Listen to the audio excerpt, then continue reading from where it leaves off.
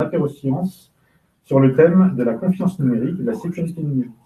Alors, cette préoccupation de sécurité numérique touche peu à peu tous les secteurs de notre vie, au rythme où se développent les objets connectés, où de nouvelles fonctions apparaissent. Smartphones, grille-pain, médecine personnalisée, automobile, industrie, etc., etc.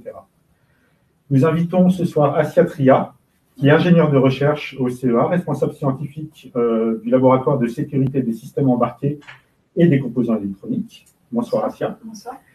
Et à distance, nous invitons David Elie, qui est maître de conférence à Grenoble INP UGA et enseignant à l'ESISAR et chercheur au labo LCIS. Bonsoir David. Bonsoir.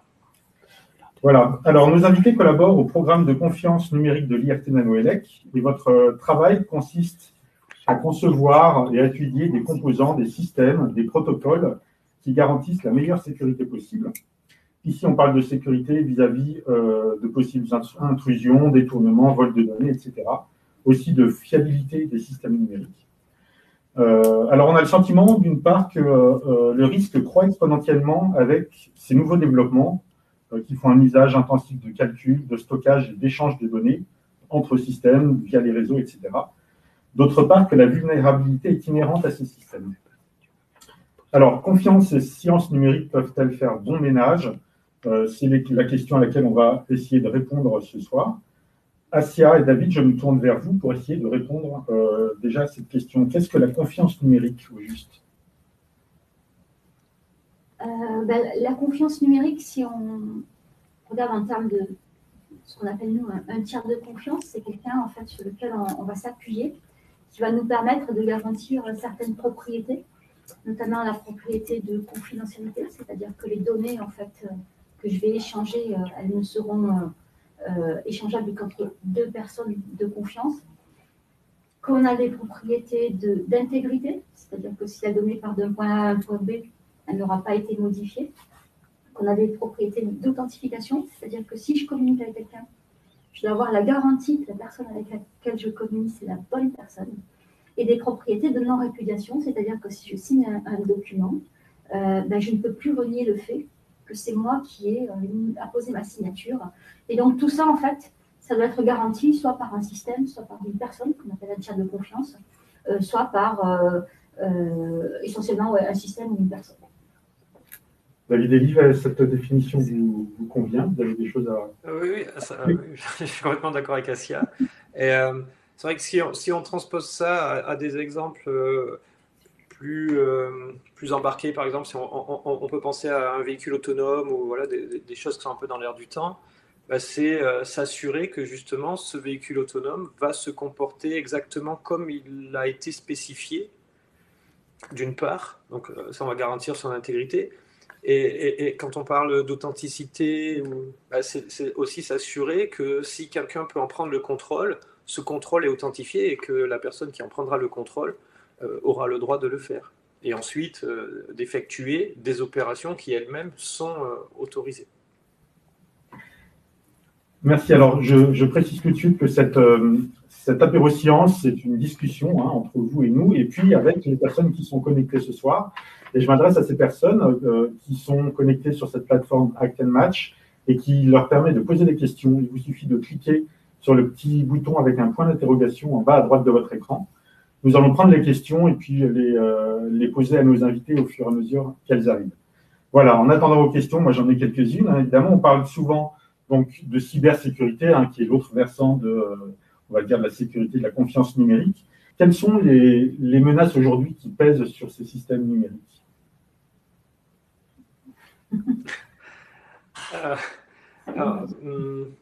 Elles peuvent être très larges. Peut-être qu'on y viendra tout à l'heure sur un exemple plus concret, mais en fait, les systèmes aujourd'hui, ils sont multicouches, c'est-à-dire qu'il va y avoir une partie réseau, communication. Donc déjà, en cybersécurité, il y a des menaces à ce niveau-là. On va avoir des menaces également plus logicielles, via des virus, par exemple, qui peuvent être injectés dans les systèmes. Et puis, on en parlera aussi tout à l'heure, il y a des aspects de la cybersécurité qui concernent les composants qui sont utilisés pour bâtir nos systèmes. Alors, tout à l'heure, je parlais du véhicule autonome. ben, c'est bourré de composants. Ben, il faut s'assurer que ces composants sont sécurisés, et on parlait de confiance, et qu'on peut avoir confiance dans les opérations qu'ils vont réaliser. Donc en fait, c'est très difficile de dire aujourd'hui, enfin, excusez-moi, en fait, je ne réponds pas à la question, parce que quels sont les problèmes de cybersécurité? Ben, en fait, c'est extrêmement large. Et là, je ne parle que de problèmes techniques. Il y a également beaucoup de problèmes humains. Les premières failles de cybersécurité, en général, c'est parce qu'on arrive à piéger des gens et à récupérer leur crédit d'authentification, par exemple. Donc c'est pour ça que c'est un problème. Et d'ailleurs, à l'échelle de Grenoble et de l'Université de Grenoble, on essaye d'attaquer ce problème-là sur vraiment tous les angles. Il y a des gens qui font vraiment de la technique, mais également des gens qui sont plus intéressés aux problèmes sociologiques ou de comportement. Alors, en effet, on est concerné, hein, vous le dites, on est concerné en tant que citoyen, on est concerné en tant qu'entreprise, grosse entreprise, plus petite entreprise. Est-ce que pour vous, vous prenez le problème de la même manière selon les personnes ou les systèmes qui doivent être protégés? Est-ce que c'est quelque chose d'unifié ou est-ce que vous Alors, non, moi je pense pas, parce que en fait, il y a déjà quelque chose d'important, c'est il faut comprendre les motivations de l'attaquant. Et par exemple, un attaquant qui va essayer d'attaquer, je sais pas moi, une console de jeu pour pouvoir jouer avec des copies de jeux, va pas avoir la même façon de penser que quelqu'un qui est une mafia organisée, qui va essayer de pirater des systèmes ou d'envoyer des ransomware pour bloquer une usine et ensuite demander une rançon pour... Donc en fait, oui, il y a les problèmes. Alors peut-être que les réponses techniques peuvent parfois être les mêmes, mais la façon dont les systèmes peuvent être attaqués, ça va changer en fonction des profils attaquants et de ce qu'on souhaite protéger, quoi. Juste pour compléter ce que dit David, en fait, si on regarde, on a des classes d'attaquants et on a des classes d'attaque et on a des moyens aussi associés à ces classes d'attaque. Donc, nous, par exemple, on va souvent parler d'attaquants de garage. Donc, ce sont des électroniciens qui sont capables de faire de très belles choses, moyennant peu de moyens. Parce que, voilà, ils ont tâtonné. Bon, on voit quand les enfants font des glitches sur un jeu vidéo, hein, ça ils savent faire. Dès qu'on les interroge, hein, on achète un jeu, 5 minutes après, ils nous ont envoyé un glitch, ils sont passés au niveau 25. Je dis, bon, ben, on a acheté quand même le jeu pour que tu t'amuses, mais bon, on a fait le glitch, il est déjà passé au niveau 25. Bon, ça, c'est comme ça. Donc, voilà, c'est une philosophie différente. Voilà, voilà, eux, ce qui leur plaît, c'est de glitcher le jeu pour aller plus vite dans la progression du jeu. Il y en a d'autres, comme le disait David, hein, qui vont être intéressés par de la télévision à péage gratuite. Donc, ça reste dans le domaine, dans la sphère privée, et il n'y a pas forcément d'enjeu. Et puis après, on a des grosses organisations criminelles qui peuvent être, j'allais dire, préjudiciables, soit via un malware, en fait, mais ça peut être aussi pour démonter une société concurrente et apporter un préjudice à la société concurrente pour que elle arrête son activité parce que ça les dérange. Donc tout est possible en cybersécurité et les moyens aussi, j'allais dire, diffèrent beaucoup. Ouais. Nous ici, par exemple, dans nos labos, on a des équipements qui coûtent excessivement cher, mais parce qu'on est obligé de passer. Et après, on peut avoir un simple générateur ou autre. Donc, voilà. Alors, on y vient dans vos laboratoires, vous essayez de reproduire, enfin en tout cas de mettre en œuvre techniquement la manière dont on peut effectuer ces piratages. Vous essayez de faire parler des puces, vous essayez de faire parler des systèmes, des composants. Vous êtes vous-même un petit peu des hackers, vous vous mettez dans la peau de ces jeunes ados qui veulent passer au niveau 25. Alors, on n'est pas des hackers, on est toujours très, très vigilants par rapport à ça. Nous, on éprouve en fait les composants aux limites en fait de ce que peuvent du fonctionnement pour voir en fait jusqu'où peut aller le composant et ce qui peut sortir comme information qui peuvent être. Bon, ça peut être des informations secrètes, ça peut être une clé de chiffrement, mais ça peut être aussi l'accès par exemple à un répertoire par exemple auquel on n'aurait pas accès sans présentation d'un bitcode. Donc nous, ce qu'on fait, c'est qu'on va essayer d'appliquer des techniques, alors j'allais dire assez basiques, on va soit écouter, comme les espions, on met des micros puis on écoute ce qui passe, soit on va, entre guillemets, torturer le composant, c'est-à-dire qu'on va un petit peu le titiller pendant qu'on le fait causer, et puis on va lui poser plein de questions, et à un moment donné, on va lui envoyer un peu d'obtention, et puis on va regarder en fait ce qu'il est capable de contenir comme information, et au moment où on va lui envoyer peut-être une décharge un peu trop importante, ben là, il sera plus capable, et il va nous sortir des informations. Donc nous, tout ce travail-là, on le fait en amont, et l'objectif, c'est de caractériser en fait ce composant, pour savoir quelles sont ses propriétés de sécurité. Et s'il y a une faille de sécurité, à ce moment-là, c'est de trouver en fait, avant que le composant soit mis sur le marché, une parade qu'on appelle une contre-mesure, et valider ensuite cette contre-mesure. Donc il faut trouver la contre-mesure, la protection, et valider que cette protection, elle est efficace. David Elie, je crois que vous avez une courte vidéo à nous montrer pour visualiser un petit peu les systèmes que vous mettez en œuvre dans votre laboratoire.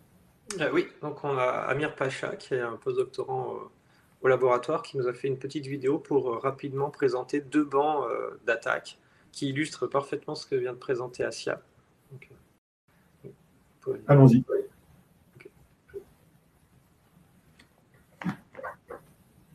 Au sein de notre laboratoire, nous avons plusieurs bandes d'analyse. Je travaille plutôt sur 2 bandes destinées aux attaques matérielles pour identifier les éventuelles vulnérabilités de circuits microélectroniques. Sur ce banc, nous analysons la fuite des informations sensibles par des canaux auxiliaires d'un circuit. Sur ce deuxième banc, nous pouvons effectuer un autre type d'attaque. Après avoir identifié les opérations sensibles d'un circuit, nous visons une de ces instructions. Nous injectons un rayonnement électromagnétique fort. Ce choc électromagnétique d'une durée très brève de seulement quelques nanosecondes peut générer une faute intentionnelle ou même le taux de l'exécution d'une instruction. Notre travail est d'identifier en amont ce type d'attaque. Ensuite, nous contribuons dans la recherche scientifique pour protéger les circuits et les systèmes. Alors, David Elie, vous allez peut-être développer un petit peu ces activités. Entre-temps, je rappelle au public qui est connecté qu'il a la possibilité de poser des questions. On attend vos questions pour nos invités. Il vous suffit de cliquer sur le petit point d'interrogation qui est en bas à droite de votre menu. Alors, David, on a vu ces bancs de mesure. Qu'est-ce qu'ils permettent de caractériser réellement en termes de composants, de systèmes que vous essayez d'étudier la sécurité? Alors, je vais peut-être utiliser une petite illustration via un projet qu'on a réalisé à Grenoble sur la sécurisation des objets médicaux. Mais juste pour répondre rapidement, mais en fait, l'idée... voilà, on peut commencer directement comme ça, sera beaucoup plus simple. Alors,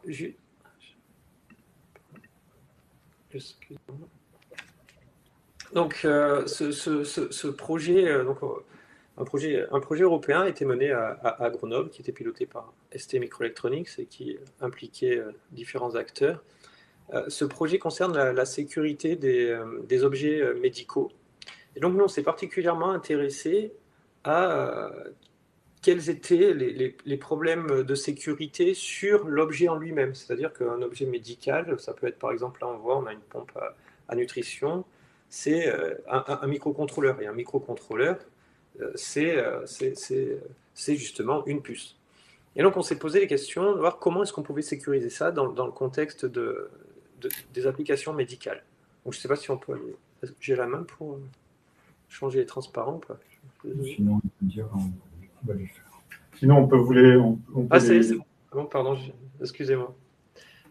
Donc, ces objets médicaux, ils peuvent être utilisés pour diverses applications, faire de la surveillance médicale, du diagnostic, voire même du traitement. Et donc, on imagine aisément qu'il y a des problèmes de sécurité qui peuvent être relativement importants. Et donc, qu'est-ce qu'on cherche à faire? Tout à l'heure, on parlait de confiance. Déjà, quand on parle de sécurité, la première des choses qu'on souhaite sécuriser, c'est la sûreté du patient. C'est-à-dire que ces objets peuvent interagir avec le patient et donc il faut qu'il n'y ait pas de défaillance. Donc on parle d'intégrité. Ces objets-là manipulent des données médicales, donc des données médicales qui sont privées, et là, il y a des lois qui encadrent ça et la protection de ces données-là. Et enfin, ce sont des équipements à haute propriété intellectuelle. Souvent, les gens ont développé des algorithmes extrêmement avancés pour soit faire de la mesure ou de la prédiction médicale. Et donc, tout ça, ça a de la valeur et il faut le protéger. Et donc, il y a différents types d'attaques. Alors, évidemment, si ces objets-là sont connectés, on peut imaginer que quelqu'un, via une connexion Bluetooth ou autre, va prendre le contrôle de l'objet, enfin, va essayer et pourrait essayer ensuite d'accéder à des données privées. Donc ça, c'est un premier élément de sécurité. Et puis, il y a tous les problèmes dont Assia a parlé, le problème de sécurité du composant. C'est-à-dire que quelqu'un pourrait très bien prendre ce composant et réaliser les attaques qui étaient illustrées dans la vidéo et dont Assia a parlé. Donc en fait, évidemment, ces attaques matérielles ne vont pas avoir lieu lorsque le dispositif est porté par le patient. Mais on peut imaginer quelqu'un qui a accès à un de ces dispositifs-là et va ensuite pouvoir réaliser tout un tas d'attaques matérielles pour essayer, par exemple, d'accéder au logiciel embarqué de l'application et ensuite donc pouvoir retrouver quel est l'algorithme en détail et ensuite éventuellement le copier ou autre. On peut avoir également ce type d'attaques peuvent permettre de prendre le contrôle d'un objet, le modifier et le remettre à disposition sur le marché pour ensuite faciliter des attaques en ligne qui auraient lieu. Donc voilà, donc nous, notre travail, ça a été en fait, de voir justement quelle confiance on peut avoir dans ces objets-là en essayant de réaliser un maximum d'attaques. Donc en fait, on ne va pas dire qu'on réalise nous des attaques, mais on est plus dans de la caractérisation pour voir quelles sont les vulnérabilités qui pourraient être ensuite exploitées. Donc là par exemple, ce qu'on peut voir ici, c'est un banc d'attaque simple qui était décrit dans la vidéo, où on va pouvoir, via une sonde électromagnétique, mesurer le champ électromagnétique de la puce qui est émise lorsque, par exemple, cette puce-là effectue un calcul cryptographique. Et ensuite, il y a des méthodes pour faire une corrélation entre le champ électromagnétique que l'on mesure avec cette puce et la clé utilisée, enfin tout du moins pour retrouver des morceaux de la clé utilisés dans ce calcul cryptographique. Et si on imagine que cette clé-là est une clé utilisée pour, par exemple, protéger des données sensibles, une fois qu'on aura retrouvé cette clé, on peut ensuite aller plus loin et retrouver ces données sensibles. Et donc là, nous, notre travail, c'est vraiment de guider les gens. Là, il y avait des gens qui développent des applications médicales sur ces objets et on les accompagne. Donc quand je dis ils développent, c'est-à-dire qu'ils font du logiciel, mais ils utilisent une puce. Et donc, cette puce a des vulnérabilités, on va voir comment leur logiciel interagit avec cette puce et si les vulnérabilités de cette puce peuvent être exploitées. Et là il y a deux possibilités. Enfin, soit non, donc tant mieux, et soit on arrive à montrer qu'il y a des vulnérabilités, et là, soit on va modifier le logiciel pour prendre en compte ces potentielles vulnérabilités, ou soit on va guider les fabricants de systèmes vers d'autres puces, par exemple du même fabricant, mais qui ont des niveaux de sécurité plus élevés. Donc voilà notre rôle. Et si jamais, malheureusement, il n'y a pas de solution, on va être amené à développer des nouvelles puces avec des nouvelles contre-mesures. Voilà très succinctement comment on peut s'y prendre. Je laisse Assia compléter ce que je viens de dire. Ouais, je voulais juste peut-être compléter, David, parce que peut-être que pour les personnes qui sont en ligne, ce n'est pas forcément clair, mais là, par exemple, on a une plaquette avec des puces. Cette puce, c'est un vrai boulevard pour nous, hein, donc ça, c'est une grosse puce. Nous, on travaille sur des dimensions qui sont vraiment petites. Donc, on travaille sur des puces qui font 25 mm², 30 mm². Et donc, on arrive sur des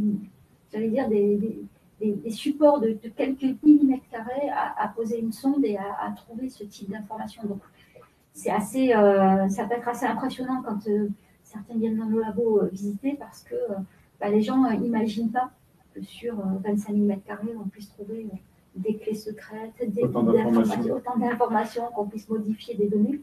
Mais voilà, ça c'est notre travail au quotidien. C'est un travail qui, quand on l'explique, par exemple, à nos élèves, on l'explique comme ça, on a l'impression que c'est simple, mais il y a énormément de pratique et d'expertise en fait pour arriver à mener une attaque Et je voulais juste le préciser parce que ce n'est pas quelque chose de trivial.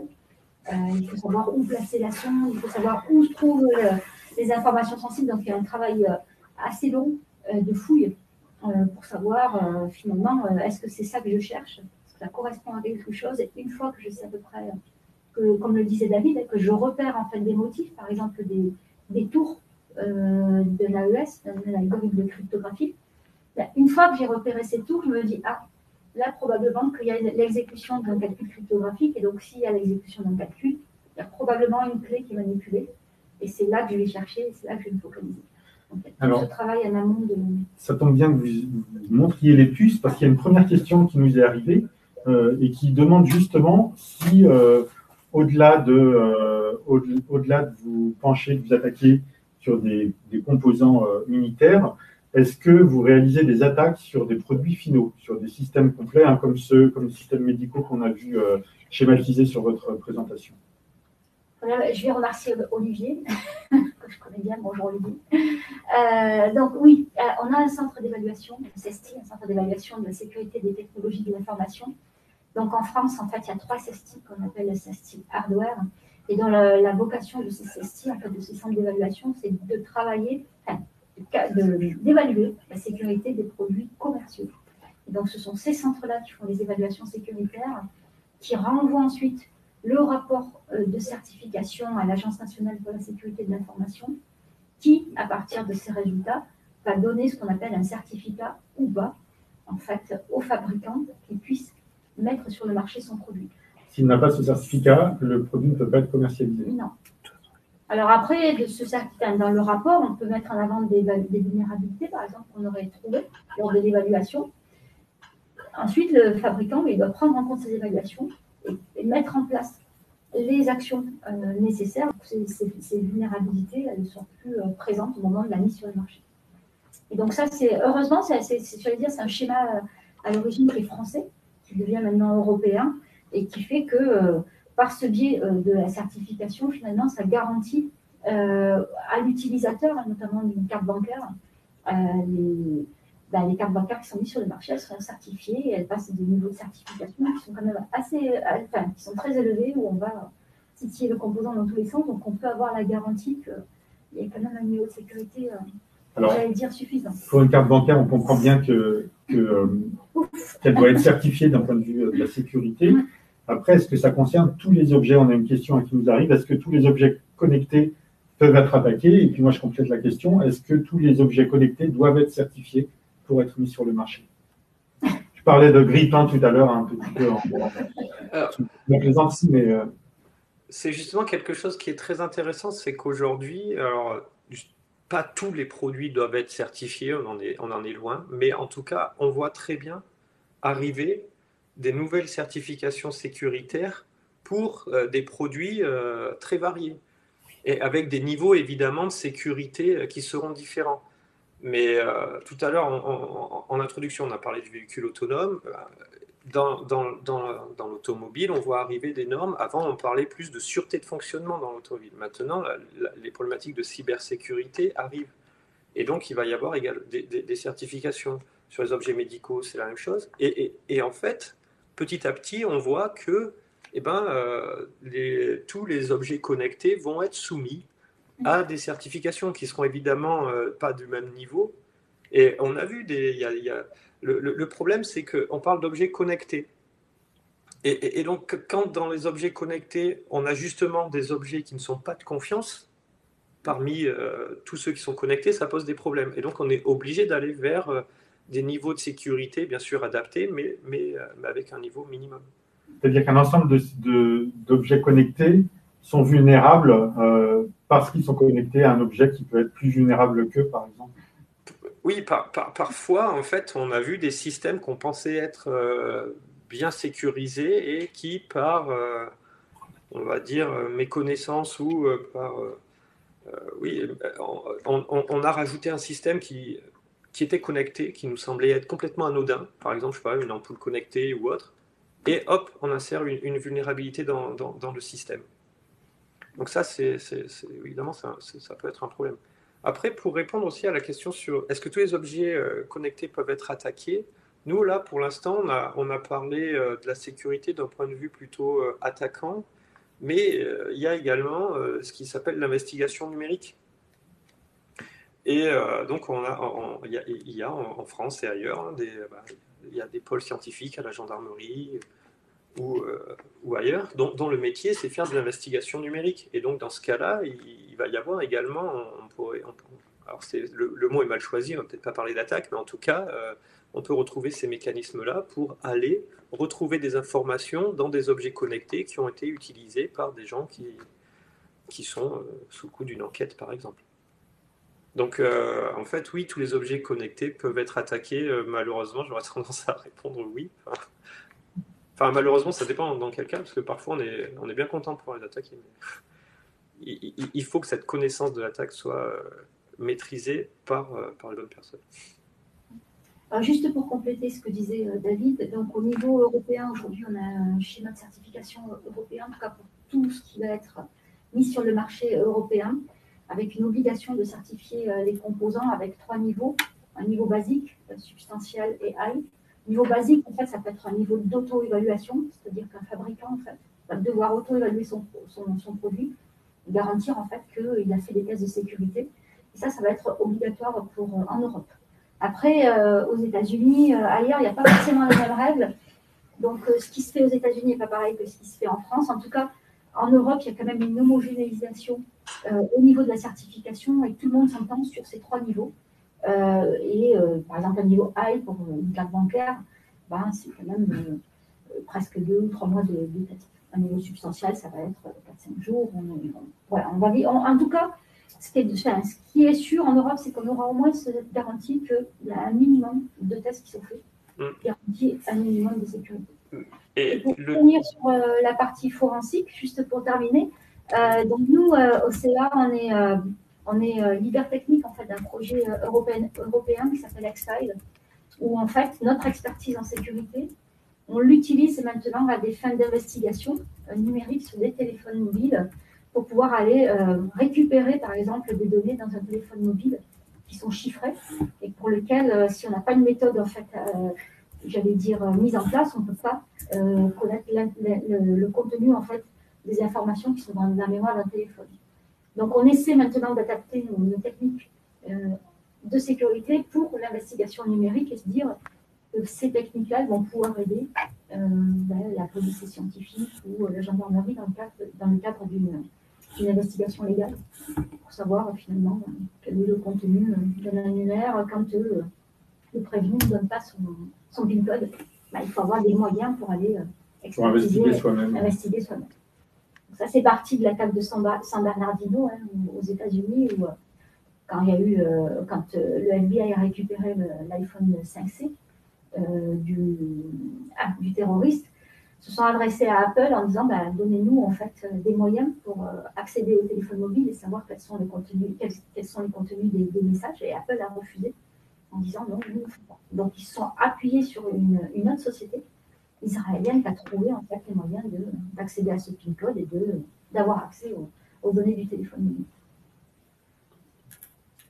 Très bien, donc il y a des niveaux de certification différents jusqu'à high, très, très sécurisés. Vous disiez tout à l'heure que vous arriviez à des résultats où vous pouviez dire une puce, elle est bien sécurisée.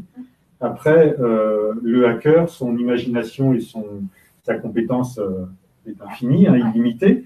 Comment est-ce qu'on peut être sûr qu'un système est bien sécurisé? Jamais sûr. Sécurité à 100% n'existe pas, mais par contre, on sait qu'on a fait le maximum de tests parce qu'il faut savoir que les certifications, elles sont aussi cadrées dans le temps. C'est vrai qu'on aurait des moyens illimités, on pourrait faire plein de choses. Là, on essaie de dire, voilà, quel type de moyens, quelle durée, etc. Et si ça robuste dans ce cadre-là, on peut espérer que... c'est toujours à l'aune des risques que vous connaissez. Vous êtes toujours en train de jouer au chat et à la souris. Mais tout le temps. Et nous, on apprend aussi, on se renseigne, il y a une question... on se renseigne un peu sur ce qui se passe dans le terrain, on est à l'écoute de ce que nous disent les uns les autres, des jeunes, du reste, souvent.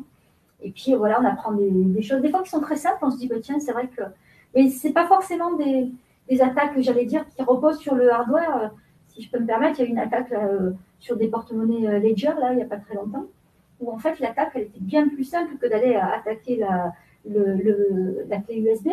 En fait, les hackers ont récupéré le fichier client de la société, ont renvoyé en fait des kits avec des clés USB estampillées du nom de la société. On dit à tous les porteurs, ils avaient les noms, les adresses, tout ça. On dit, ben voilà, on a changé en fait notre système, etc. Il faudrait vous connecter. Et en fait, il y avait un virus qui récupérait toutes les clés de crypto-monnaie. Donc, des fois, nous, on va chercher très, très profondément dans le circuit avec des choses très avancées. Et finalement, on se dit que la faille, elle est souvent, comme le disait, la faille, elle est d'abord, la première faille, c'est du même. Et elle est souvent dans la mise en œuvre, en fait, du dispositif. Et c'est vrai que quand on voit ça, on se dit, bah, tiens, c'est tellement subtil et tellement simple. Bon. Alors, David, vous êtes enseignant-chercheur à Grenoble INP. Donc, vous avez des étudiants. Est-ce que vous les formez à ce domaine-là? Est-ce que vous les entraînez à la cybersécurité, à la cyberattaque ou à la protection contre la cyberattaque? Oui, oui. Alors, en fait, pour le coup, donc nous, on est une école d'ingénieurs, enfin, je parle de l'ESIR, qui est une école d'ingénieurs informatique, réseau et électronique. Et la sécurité, en fait, il y a deux points de vue quand on enseigne la sécurité. Soit on veut former des experts, et ce qu'on essaye de faire, mais également, il est aujourd'hui complètement indispensable que tous les étudiants aient une connaissance de base en sécurité. Aujourd'hui, on ne peut plus développer un système numérique sans se soucier de la sécurité. Donc en fait, il y a vraiment ces deux aspects-là. Il y a de l'expertise, évidemment, et il y a également un socle commun en sécurité qui est essentiel. Et donc pour faire ça, évidemment, il y a des cours classiques. On essaye d'avoir des approches via des concours, par exemple. Donc il y avait une question. On organise un concours qui s'appelle CISO, qui est un concours de cybersécurité. Donc il y a un concours international organisé conjointement par Grenoble INP et l'Université de New York NYU. Et l'idée, c'est, en fait, il y a deux objectifs. C'est promouvoir la cybersécurité, faire connaître la thématique de la cybersécurité, sensibiliser les gens à la cybersécurité, et en même temps essayer de faire naître des vocations pour de l'expertise en cybersécurité. Et tout à l'heure, on parlait des problématiques d'essayer de savoir quelles sont les futures attaques ou comment on peut valider que notre système est sécurisé. Dans ce type de concours, on essaye de créer des systèmes ouverts. Évidemment, on ne va pas utiliser des systèmes commerciaux. On crée des systèmes et on met à disposition de ces étudiants ces systèmes et on leur dit allez-y, attaquez-le. Attaquez-le. Et alors, généralement, ça se fait, on appelle ça Red Team, Blue Team, c'est-à-dire qu'il y a une équipe qui attaque et notre équipe d'étudiants qui va plutôt développer des contre-mesures. Et tout ça, en fait, déjà, bon, d'une part, ça fait naître des vocations, mais ça aussi nourrit la recherche, parce qu'on a vu dans ces concours arriver des nouvelles attaques qui ensuite nous servent, nous, pour, au niveau de la recherche, valider des contre-mesures. Donc ce type de concours est vraiment important pour tout ça. Et on essaye aussi d'avoir tout à l'heure on parlait d'investigation numérique, on fait des petits concours à destination des lycéens de la même façon. En fait, c'est scénarisé, on peut imaginer, comme, je ne sais pas si vous connaissez le Cluedo, mais c'est un Cluedo numérique. Les étudiants arrivent sur une scène de crime et il y a un PC qui traîne, un portable, et à eux d'aller chercher des informations dans tout ça pour résoudre le crime. Donc on essaye, via des actions un petit peu ludiques, de faire découvrir ça. Et donc encore une fois, l'idée c'est d'amener les gens vers la cybersécurité, évidemment, parce qu'on veut en former, on en a besoin, mais également sensibiliser le plus de monde possible à cette problématique. Et tout à l'heure, on a parlé de certification, et le gros problème sur les objets connectés, c'est que la certification, il y aura peut-être une certification européenne, mais rien ne nous empêchera d'acheter des objets venant d'autres continents qui, eux, ne sont pas certifiés. Et justement, ça passe que par de la sensibilisation auprès des consommateurs. Et donc, les consommateurs de demain, c'est les étudiants d'aujourd'hui. Et on essaye justement d'avoir ces conférences-là pour les sensibiliser aux problématiques de cybersécurité. Oui, c'est presque une sensibilisation citoyenne, on va dire. Enfin, c'est pas simplement en tant que professionnel qu'on doit sensibiliser les... Oui, c'est pour ça que il y a vraiment ces deux aspects-là, en fait, dans nos missions, c'est vraiment ça. Un peu comme on apprend le secourisme, là, il faut apprendre les bonnes pratiques, en fait, du monde dans lequel on va évoluer, parce que, comme le dit David, en Europe, nous, on a un certain nombre de règles. En Asie, on n'a pas forcément les mêmes règles. Et puis, on peut recevoir en fait un équipement avec un cheval de Troie à l'intérieur qui va prendre vos données et sans que vous en rendiez compte. Donc il faut, j'allais dire, avoir ce réflexe de dire bon, est-ce que il a été certifié, est-ce que je peux aller voir, est-ce que je peux avoir des garanties sur le fait que ce que je vais utiliser, je ne vais pas me retrouver avec toutes mes données qui vont partir sur un réseau à l'étranger. On l'a vu avec les téléphones, là c'était quoi? C'était pas Pandora, non, c'était la dernière attaque là, sur les téléphones mobiles où il y avait des journalistes, etc., qui avaient été, j'allais dire, infiltrés par le biais en fait, d'un malware sur le téléphone qui renvoyait toutes les données sur un réseau. Alors, on a une question qui nous arrive, 2 questions même. Est-ce qu'il y a du travail pour les ingénieurs en cybersécurité et est-ce un métier uniquement pour les hommes, David Elie? Alors, je dirais oui et non. Enfin, donc, oui à la première question, évidemment. Je dirais en cybersécurité, surtout qu'on l'a dit, cybersécurité, c'est extrêmement large. Et donc, il y a des besoins de cybersécurité dans toutes les thématiques techniques aujourd'hui. Et est-ce que c'est un métier uniquement pour les hommes? Ben non, non, non. Justement, pendant longtemps, on a eu l'image du hacker, c'est le gars avec son pull à capuche dans un coin. Non, non, pas du tout. Et non, on a besoin, c'est pas un métier pour les hommes. Non, non, c'est un métier pour les ingénieurs et ingénieurs, eux. Enfin, pour vraiment tout le monde, quoi. Non, non, alors là, et même au contraire, je resterai peut-être assis. Il y a des actions d'ailleurs pour ça, pour favoriser tout ça. Oui, c'est ce que j'allais dire, c'est un métier d'abord pour tout le monde, hommes et femmes, parce qu'on va tous évoluer dans ce monde numérique. Et j'allais dire, naturellement, on doit tous trouver notre place dans ce monde-là, les filles comme les garçons. Et comme le disait David, effectivement, on a toujours cette image du hacker en capuche, etc. Ça commence un petit peu, en tout cas, on met en place des actions pour montrer aux femmes que, et à travers aussi nous, ce qu'on fait comme boulot, pour montrer qu'on peut être femme et travailler dans le numérique et se faire plaisir. Donc ça, on y tient. Voilà, on n'a pas beaucoup de femmes qui candidatent. Alors, j'espère que ça va augmenter, mais pour l'instant. Alors les femmes, vous pouvez mettre des capuches, vous aussi. Oui. Et justement, là, tout à l'heure, on parlait du concours CISO et des actions qu'on peut faire auprès des lycéens. C'est une des actions aussi, c'est de démystifier la cybersécurité. C'est un métier technique. Quand on choisit l'ingénierie en cybersécurité, et c'est pas un métier pour quelqu'un avec sa capuche, quoi. Non, non. Est-ce que c'est un métier d'informaticien? Est-ce qu'il faut être d'abord informaticien avant de se spécialiser en cybersécurité ou électronicien? Ouais. Moi, j'ai jamais fait d'informatique, par exemple. Je suis plutôt physique des composants. Mais après, en fait, j'allais dire, c'est un métier où il faut être intéressé par tout. J'allais dire, il faut être intéressé par l'électronique, il faut être intéressé par le hacking, il faut savoir ce qui se passe sur Internet. Il faut être à l'écoute de... Voilà, j'allais dire, il faut aimer le bureau des gens, il faut aimer machin, faut aimer ce monde, en fait, où on est toujours en train de se dire, bah, tiens, j'allais dire, c'est plutôt un état d'esprit, en fait. Dès qu'on a... Enfin, nous, en tout cas, on est comme ça. Dès qu'on a un objet, on se dit, bah, tiens, est-ce que ça, on peut le bidouiller? Est-ce que machin, est-ce que c'est fiable? Voilà, c'est, j'allais dire, une curiosité qu'on doit avoir. Et je pense que la principale chose, c'est d'abord d'être curieux. Et après, j'allais dire, il faut faire des compétences, mais déjà d'être curieux et de s'intéresser aux choses, de savoir comment ça fonctionne et comment on peut le trafiquer. Je pense que ça, c'est peut-être un état d'esprit.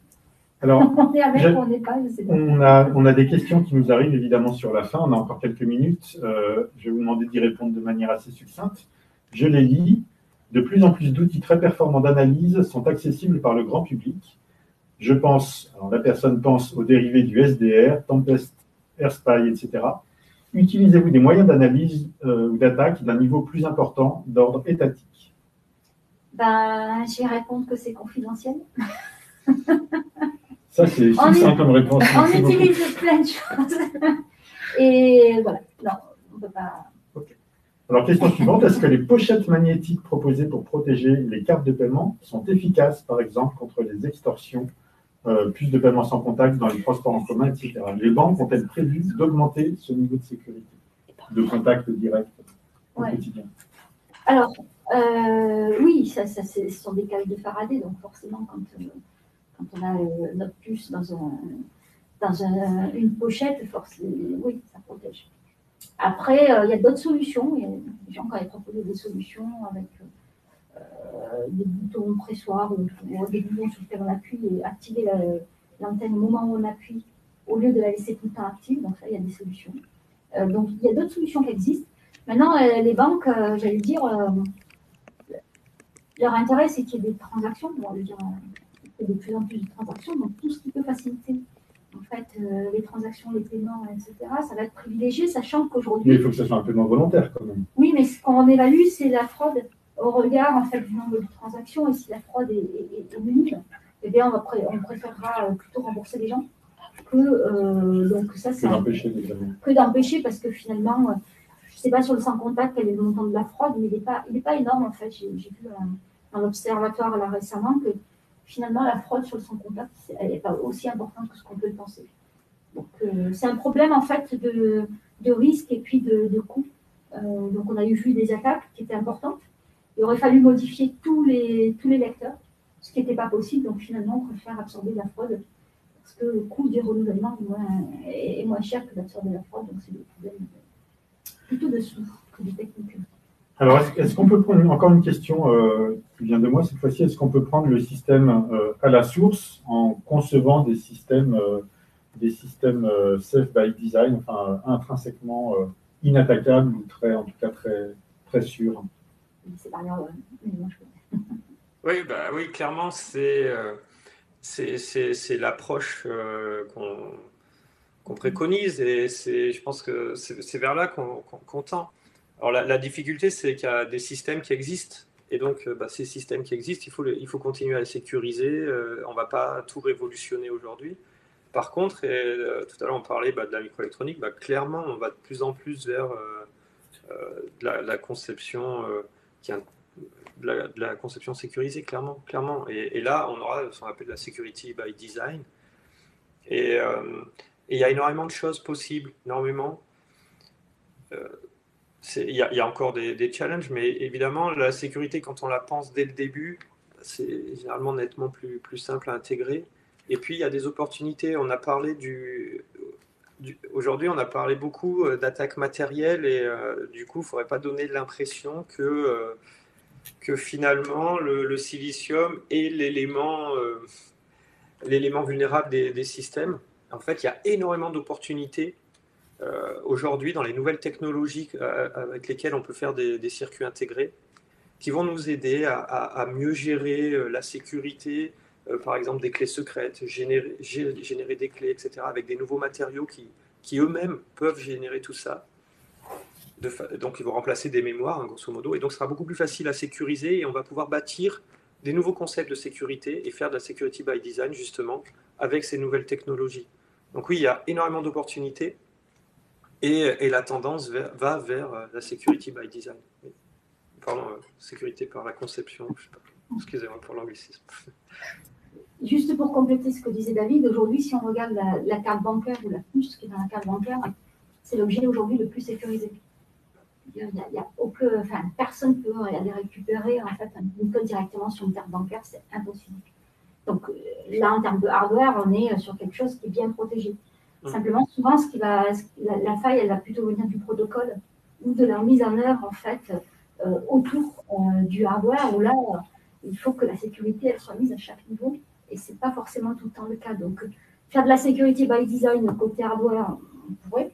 Mais après, il faut que derrière, celui qui va être l'application, il rajoute aussi sa couche de sécurité. Celui qui va être l'objet dans un ensemble de connexions, il faut que tout soit sécurisé. Et donc, c'est là où des fois ça pêche. C'est qu'individuellement, on sait le faire. Maintenant, dans un système global, en fait, il faut avoir une politique en fait, de sécurité de bout en bout.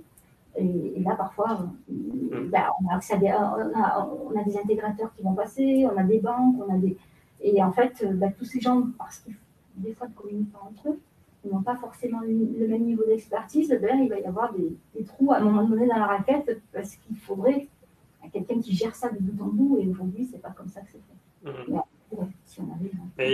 Il y a beaucoup de projets où justement l'idée c'est d'avoir cette convergence où on va avoir une vision globale et où l'idée c'est que la puce c'est pas un élément séparé, quoi. C'est un élément de la chaîne de sécurité et comment tout ça s'intègre avec le reste. Et tout à l'heure on parlait des métiers, enfin, qu'est-ce que c'est être ingénieur en cybersécurité? Justement, moi, je pense que ça illustre bien, c'est qu'on ne peut pas faire de la cybersécurité en se focalisant sur sa discipline. Ça ne marche pas. Et donc, justement, l'avenir, il est là. Il est dans cette intégration de toutes les couches du système pour penser la sécurité. Et on voit les gros projets actuellement qui démarrent un peu partout, ils sont là-dedans. Et on voit d'ailleurs aujourd'hui des grands acteurs des grands acteurs plutôt d'applications logicielles qui sont en train de concevoir leur propre puce. Très bien. Eh bien, cet apéro science touche à sa fin. Il me reste à remercier les organisateurs de ce webinaire, l'équipe de l'IRT NanoElec, François Legrand et Sandrine Maubert, Mylène Thomas du Campus Giant, et puis à Ciatria, David Elie pour avoir participé à cet apéro science ce soir. Le Parvis des Sciences vous accueille samedi toute la journée. Il reste quelques places. Vous pouvez vous inscrire sur le site parvis-des-sciences.com. Et je propose qu'on termine en musique. Assia, peut-être tu peux dire quelques mots pour présenter ce qu'on va entendre. Voilà, donc là, vous allez voir la vidéo d'un de nos doctorants qui a, donc, dans le cadre de ma thèse en 180 secondes, qui a exprimé en fait ce qu'on fait en sécurité dans nos laboratoires via en fait une composition musicale, j'allais dire innovante et en rupture avec ce qu'on a l'habitude de voir, mais c'est tellement beau que voilà, on vous voir comment un doctorant explique son travail. Vous allez reconnaître pas mal de termes. Donc c'est Valence Christiani. Merci, au revoir à tous. Au revoir.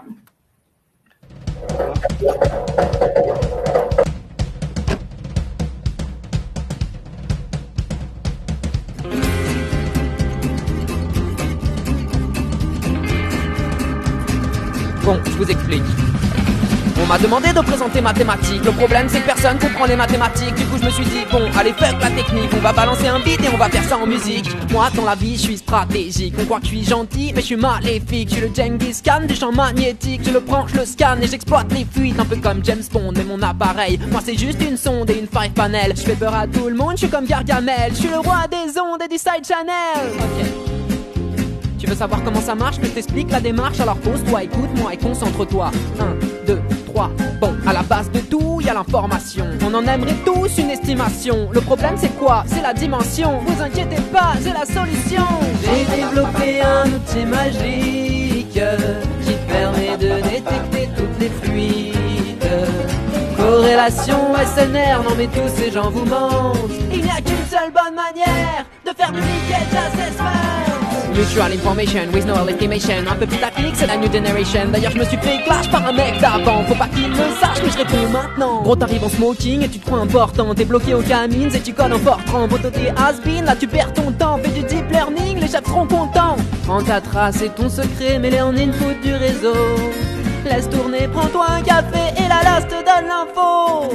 Maintenant pas les glandes, moi j'ai plus à m'en faire. Je rentre dans la légende ou sur ton compte bancaire. De toute façon qu'est-ce que ça change, je vais finir en enfer. J'aurais pu être un ange mais je suis plus un gangster. Donne-moi n'importe quel chip et je vais l'ouvrir en deux. Que ce soit un risky ou un STM32. Si t'as besoin d'investir, tu m'appelles quand tu veux. Je peux ouvrir un cesti en te regardant dans les yeux. Ton attaque a encore fail, t'utilises pas l'information. T'as qu'à m'envoyer un mail, tu sais je donne des formations. Je te jure que mon truc, il détecte vraiment toutes les fuites. Tellement puissant, même standard, il m'a proposé un feat.